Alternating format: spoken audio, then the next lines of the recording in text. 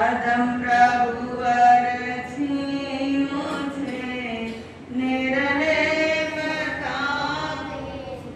लिप्त होकर रह गई है आत्मा मेरी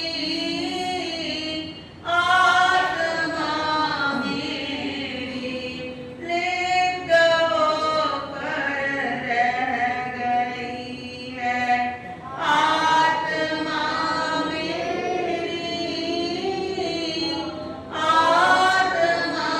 मेरी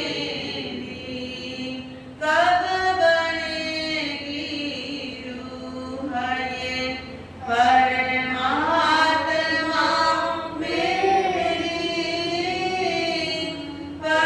परमात्मा मेरी चल सकूं जिस राह पर वो रास्ता दे दो परम प्रभुवर मुझे निर्लेपता दे दो परम प्रभुवर मुझे निर्लेपता ये भी मेरा वो भी मेरा लिया मोह ऐसा पान लिया मोह ऐसा पान फंस गई हूँ इस कदर जो बिछ गया ये जान बिछ गया ये जान छूट जाऊं जान से वो सबरता दे दो परम प्रभुवर मुझे निर्लेपता दे दो परम प्रभुवर मुझे निर्लेपता सारी दुनिया अपनी है कभी लगता सब कुछ ब्रह्म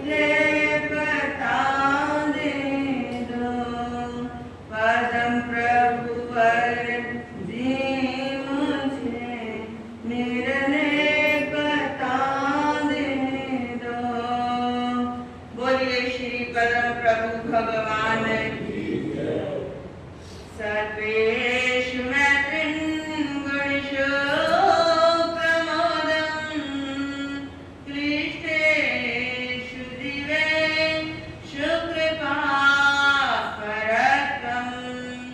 माध्यस्थभावं विपरीतवृत्तौ सदा ममात्मा वेदनातु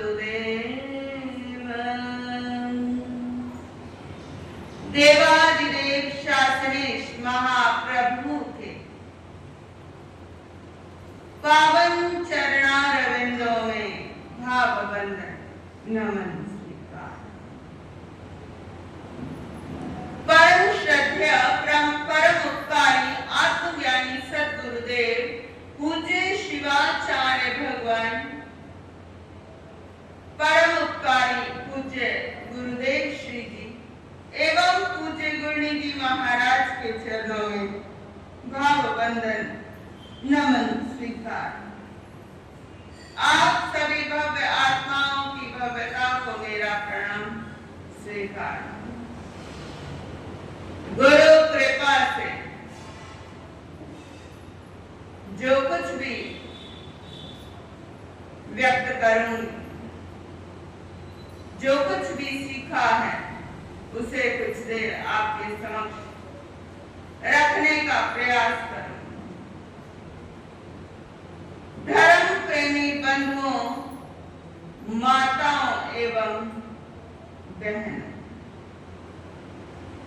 आप सभी का मेरे हृदय के आंगन में हार्दिक स्वागत, अभिनंदन है।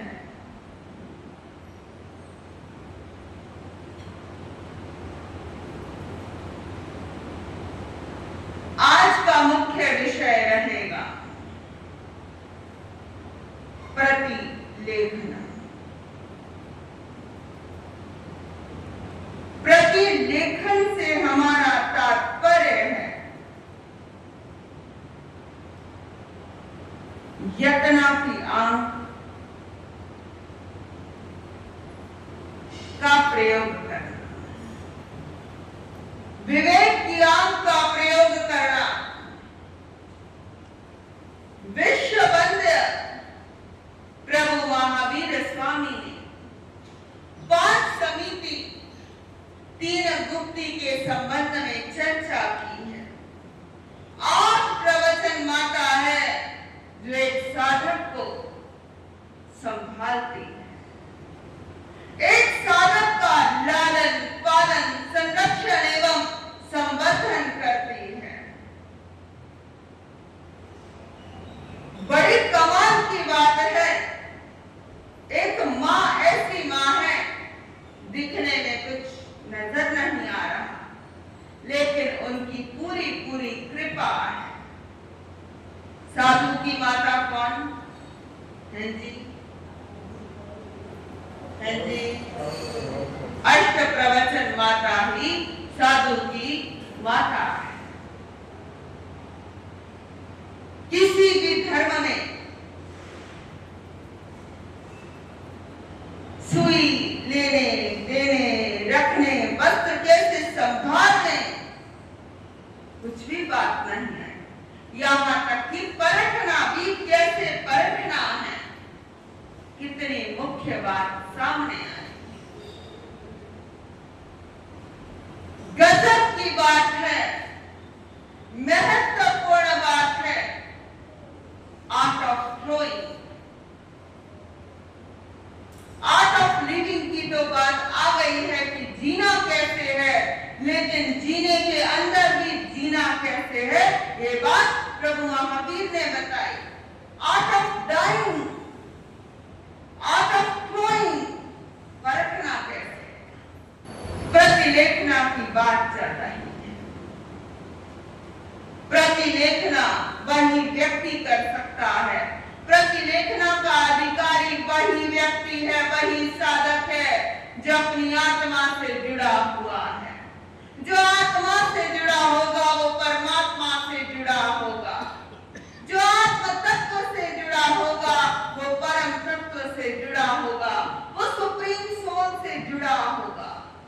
ये बात बड़ी महत्वपूर्ण बात है। प्रतिलेखना, प्रतिलेखना, ये शब्द किसी ने पहली बार सुना। शास्त्रों की प्रतिलेखना की जाती है। संत साध्वी के द्वारा अपने वस्त्र, पात्र, पुस्तकें, इनकी प्रतिलेखना की जाती है। शास्त्रीय विधान है कि सुबह सूर्योदय के साथ ही प्रतिलेखना करनी अनिवार्य है और दोपहर के अंदर लगभग 3:30-4 के बीच प्रतिलेखना करनी अनिवार्य है। प्रतिलेखना के समय साधक को क्या ध्यान रखना चाहिए? किसी जीव मात्र की भी विराधना ना हो, किसी जीव मात्र को कष्ट ना पहुंचे, किसी जीव मात्र को मेरी वजह से वेदना ना हो, किसी जीव मात्र को पीड़ा ना हो। कितनी गहरी बात है। प्रतिलेखना किताबों की भी की जाती है, ग्रंथों की भी की जाती है। आचार्य श्री कांशीराम जी महाराज कहते थे, जिनके भाव ऊंचे वो कौन? भावड़े। कौन है? भावड़े। लेकिन अब सारे भावड़ों ने सारे ग्रंथ, किताबें अलमारी के अंदर बंद करके रख दी। आप अपनी अलमारी सेट करते हो? अलमारी सेट करते हो?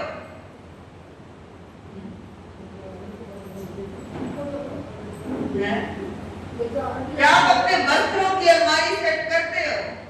जहां जेवर रखते हो वो अलमारी सेट करते हो?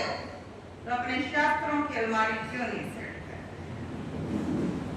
शास्त्र की अलमारी सेट करनी सबसे ज्यादा इंपॉर्टेंट है। वो हीरा है हमारे पास, आपका ये हीरा आपसे छूट सकता है, लेकिन स्वाध्याय जैसा हीरा वो आपकी मरण उपरांत भी धर्म और कर्म आपके साथ जाएगा। धर्म और कर्म आपके साथ जाने वाला है। बड़ा लाभ है। पुराने समय के अंदर जो स्थानक भवनों के अंदर थोड़ी बड़े रजोहरण होते, आपको ख्याल होगा, देखे होंगे आपने, अन्य अन्य स्थानों पर आज भी देखने को मिल जाते हैं।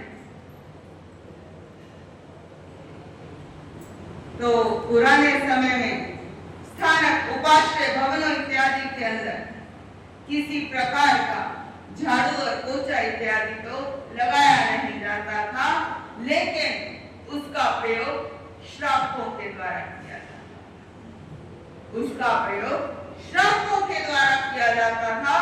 यहाँ तक कि इतना कहा जाता था, एक बार यदि पूरे उपाश्रय भवन की सेवा कर दी जाए उससे, तो तेले का फल मिलता है। न जाने कितने कर्मों की निर्जरा होती है। गुरुद्वारों को आपने देखा होगा, जनता के द्वारा सेवा करते हुए।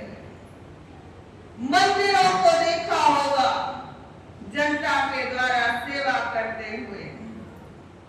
लेकिन आज के वर्तमान समय के अंदर मैंने किसी जैन भाई बहन को इस तरीके से सेवा करते नहीं देखा। एक आध जगह तो जरूर देखा है। कभी याद हो आपने किसी साधु संतों के विहार कराए हों, डेरे वालों के जो भक्त होते हैं ना, जिस दिन किसी जैन संत ने उनके यहाँ आना हो, बड़ी साफ सफाई, बड़ी व्यवस्था करते हैं। तो ये भी प्रतिलेखना है, स्थान की प्रतिलेखना, वस्त्र की प्रतिलेखना, अपनी आवश्यक सामग्री की प्रतिलेखना करनी चाहिए। समय समय पर करनी संबंध में एक सत्य घटना आपको बताने का प्रयास करें। आचार्य सम्राट पूज्य श्री आत्माराम जी महाराज, जिनके एक शिष्य हुए हैं मुनि हेमचंद्र जी महाराज। क्या आपने नाम सुना है? मुनि हेमचंद्र जी महाराज राष्ट्र संत उत्तर भारतीय प्रवर्तक पूज्य गुरुदेव भंडारी श्री पदम चंद जी महाराज के गुरुदेव थे। यानी राष्ट्र संत उत्तर भारतीय प्रवर्तक पूज्य गुरुदेव श्री अमर मुनि जी महाराज के दादा गुरु थे। बड़े सरल थे, सेवा भावना कूट कूट कर भरी हुई थी। अब जिस साधक में सेवा भावना है वो उसमें दिल तो है, उस समय दिल तो है। रात्रि के अंदर मुनि जी अपने गुरुदेव आचार्य भगवान श्री आत्माराम जी महाराज की पांव की सेवा कर रहे थे। सेवा शुश्रूषा का लाभ प्रतिदिन लेते थे। आचार्य जी की आंख लग गई और वो बहुत गहन चिंतन में चले गए। मुनि हेमचंद्र जी अचानक आंखों से आंसू गिर गए। आचार्य जी के पांव के अंगूठे पर गिरा। आचार्य जी ने आंख खोली और कहा, मुनि जी क्या हुआ? मुनि तो सोया सोया भी जागता है। जो जागता है वही मुनि है, जो जागता है वही पंडित है।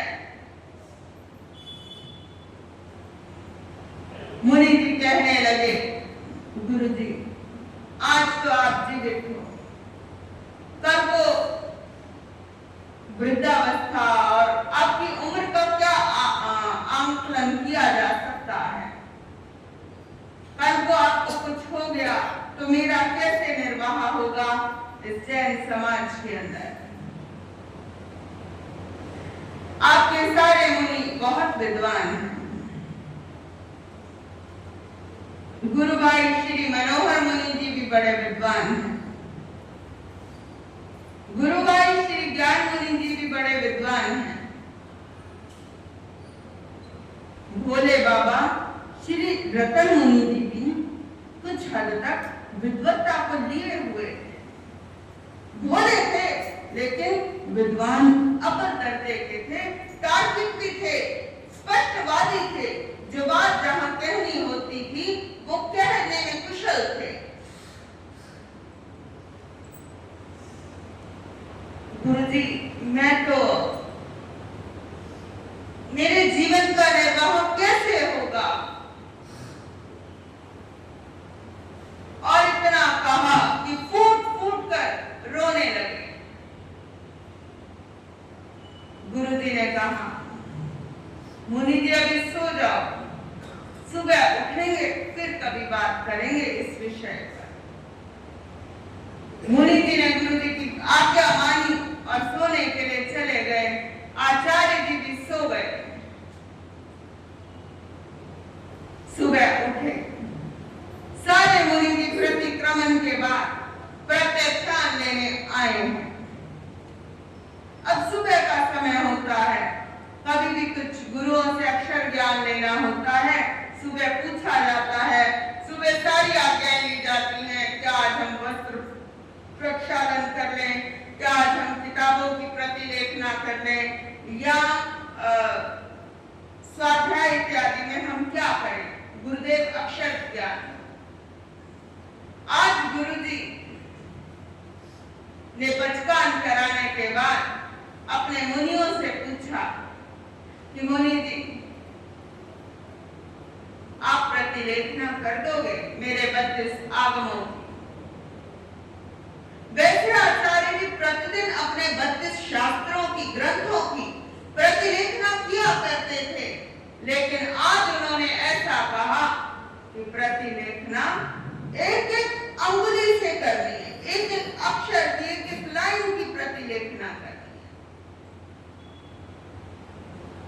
एक मुनि जी कहने लगे, गुरुदेव आज मेरे पास समय नहीं।